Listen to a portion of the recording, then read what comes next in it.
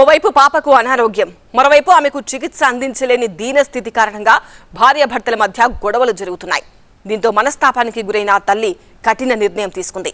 2 పిల్లలతో సహా ఆ తల్లి చెరువులోకి దూకి ఆత్మహత్య చేసుకుంది. మృతులు సిద్దిపేట జిల్లా ములుగుకు చెందిన వారిగా గుర్తించారు.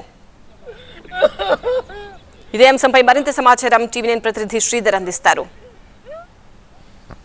సిద్దిపేట జిల్లా ములుగు మండల కేంద్రంలో స్వామి భానుప్రియ దంపతులు కూలి పనులు చేసుకుని జీవనం సాగిస్తున్నారు. వాళ్ళకి 5 సంవత్సరాల ఆనంద్, 4 సంవత్సరాల దీక్ష పిల్లలు ఉన్నారు.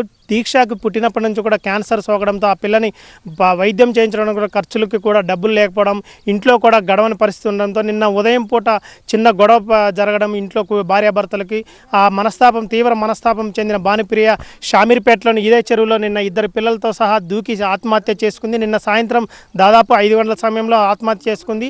నిన్న సాయంత్రం పూట భానుప్రియతో పాటు ఆ పాప మృతదేహం లభించింది. కానీ చీకటి పడడంతో బాబు మృతదేహం దొరకలేదు. ఈరోజు ఉదయం బాబు మృతదేహం జరిగింది.